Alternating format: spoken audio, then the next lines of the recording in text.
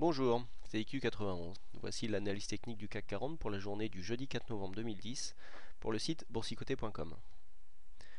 Donc aujourd'hui, suite à l'annonce hier soir de la Fed, par la Fed du nouveau quantitative easing, qui aura lieu jusque l'année 2011, nous avons eu une belle séance de hausse, hausse dès l'ouverture, puisque nous avons ouvert sur le plus bas de la séance à 3885,17 points.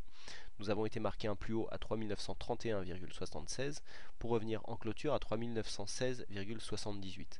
Nous gagnons 1,92% sur cette séance, presque 74 points de gagnés par rapport au cours de clôture de la veille. Donc c'est une grosse séance de hausse, presque 2%, ça faisait un petit moment qu'on n'avait pas eu ça. Suite à l'hésitation que nous avions eue, voilà, on revient ici confirmer donc la tendance haussière puisque le plus haut que nous avions ici est cassé, d'autant plus en force puisque nous avons ici des forts volumes, comme souvent suite à une grosse annonce macroéconomique. Donc nous venons ici casser ici le précédent plus haut. Donc conformément à la loi de Dow, on est toujours dans une tendance haussière et donc le plus bas à ne pas franchir ici pour ne pas casser cette tendance sera le plus bas de cette séance, donc à 3807,80 points. Donc pour répondre à une question qui m'avait été posée la semaine dernière donc sur les tendances et puis pourquoi donc je continue à garder cette ligne, tout simplement parce que ce support haussier qui a été franchi ici à la baisse pourrait bien maintenant être considéré comme une résistance. Alors dans la journée sur le chat j'avais donné un objectif au niveau de la hausse entre 3930 et 50, et tout simplement c'était matérialisé ici par ce support haussier qui pourrait devenir résistance. Donc j'avais donné une dizaine de points d'écart entre une zone de 20 points parce que je ne savais pas si ces plus hauts allaient être ralliés aujourd'hui ou demain. A priori, la hausse s'est accélérée puisque ces chiffres avaient été donnés en début de séance. Et donc, nous sommes presque venus ici sur le plus haut tester cet ancien support. Alors, par rapport à la suite de la tendance, il y a deux choses que l'on peut avoir. Soit vraiment la tendance est très dynamique et donc on peut réintégrer et repasser au-dessus du support. Soit on vient marquer ici un dernier pic de hausse, on vient se servir de l'ancien support comme résistance et ensuite on consolide. C'est ce scénario qui me semble le plus probable. Il n'y a rien de sûr puisqu'il n'y a jamais de certitude dans l'analyse technique, mais c'est le scénario que je privilégierai pour les prochaines séances. Donc au niveau des indicateurs, on voit bien ici que le RSI nous indique une situation technique proche du surachat puisque nous sommes à 65 points. Le stochastique invalide lui son signal baissier.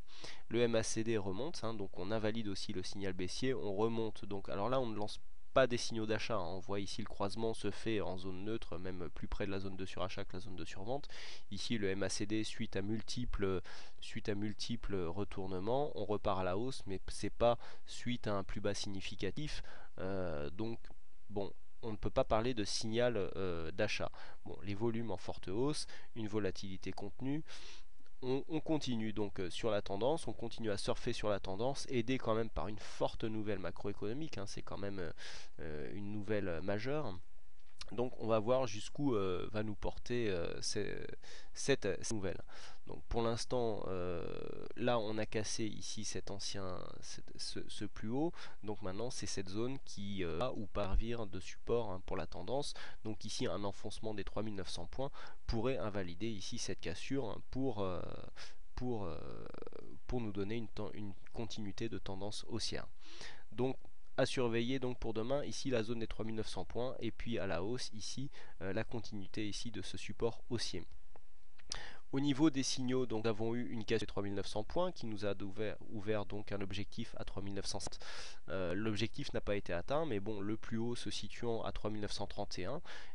Ceux qui utilisent la technique du stop financé auront vendu la moitié de leur position sur 3925, s'assurant à tous les coups un minimum un trade neutre. Donc ici, si on revient à 3875, eh bien la position sera neutre. Par contre, si on applique la théorie de Dow, on peut placer son stop ici sur les niveaux plus bas de cette séance, et donc ce qui nous donne 3885 points, donc l'assurance de gagner, d'avoir un trade gagnant sur ce signal, ce qui est toujours intéressant. Au niveau du Forex, nous avons eu aussi un signal, alors c'était le signal d'hier qui s'est déclenché.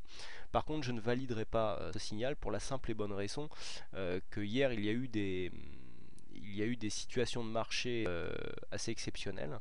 Personnellement, j'étais devant ma plateforme de trading juste avant l'annonce du quantitative easing. J'étais placé à, donc j'avais mes ordres à 1,4080 ici pour jouer ici le dépassement de ce plus haut. Mais j'ai constaté un fort écart de spread donc sur une de mes plateformes, hein, puisque j'ai constaté des écarts de spread supérieurs à 20 points, ce qui est énorme en Forex. Hein. Normalement, sur la paire euro-dollar, on est à 1 ou 2 points, à 1 ou 2 pips. Là, j'ai constaté de forts écarts, une forte volatilité. Et donc j'ai préféré retirer mes ordres parce que cas là les plus hauts et plus bas ne sont plus significatifs parce qu'ils peuvent correspondre en fait à des ordres stop, et donc en fait le fait de pouvoir d'avoir une cotation ici ne veut pas dire qu'on aurait pu être exécuté, et vu la forte volatilité d'hier, donc le signal d'un point de vue graphique est bon, mais par contre d'un point de vue technique je ne peux pas le valider car il y avait vraiment des situations exceptionnelles. Hein. Donc pour vous donner une idée, c'est deux plateformes de trading. Donc sur une plateforme, j'ai été quasiment jusqu'à 30 points de spread, et sur l'autre, j'ai eu un maximum de 4 points. Donc à quoi d'un broker à l'autre, on n'a pas les mêmes cotations et il n'y a pas les mêmes plateformes de qualité.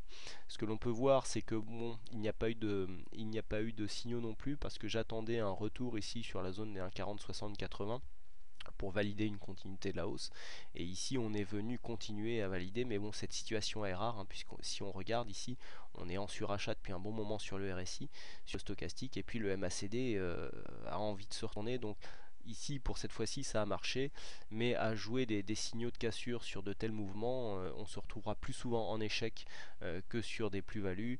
Et bon, moi je déconseille fortement de jouer des signaux de cassure comme ça sur des surachats. C'est même si cette fois-ci ça a marché, c'est assez dangereux.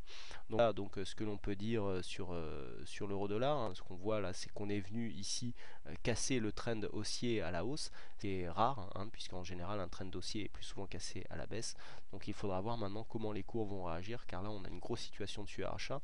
On voit ici le stochastique qui vient de croiser sa ligne de signal, le RSI qui a envie de redescendre. Il n'y a pas encore de signal de cassure, mais le MACD ici a lancé un petit signal baissier, donc à suivre, on va voir hein, ce que ça donnera ici sur les prochaines séances. Voilà donc ce que l'on pouvait dire sur la séance du jour, donc suite aux décisions de la Fed. Bon, d'un point de vue macroéconomique, le fait de se réjouir comme ça d'une telle injection de liquidité dans l'économie américaine, qui donc dévalue la monnaie et bon, apporte certains avantages mais aussi certains inconvénients, mais un peu perplexe. Donc là bon, c'est plus de la technique, hein, c'est un peu la compréhension des marchés. Personnellement, j'ai un peu de crainte hein, pour la suite du mouvement, donc personnellement, moi je jouerais plus ici sur un contact, ici sur la ligne de support qui pourrait devenir résistance, suivi d'une consolidation. Ce n'est qu'un avis personnel, il n'y a aucune technique pour l'instant, aucun signal technique qui valide cette hypothèse, mais c'est la manière dont moi je jouerais la continuité du mouvement. Voilà donc ce que l'on peut dire sur cette séance et donc sur cette analyse. Donc demain ici on surveillera, hein, je vous le rappelle, les 3900 points, et puis à la hausse à mon sens le support haussier demain nous donner un plus haut aux alentours de 1950, hein. Donc pour ceux qui ont gardé ce signal ici dessus et qui le joueront jusqu'au bout, à mon avis 3950, il sera bon de prendre ses bénéfices. Voilà donc ce que l'on peut dire sur cette analyse. Il ne me reste plus qu'à vous souhaiter à toutes et à tous une bonne soirée. Merci encore pour votre fidélité et vos nombreuses visites sur le site boursicoté.com. Et puis je vous donne rendez-vous demain pour une prochaine analyse. Bonsoir.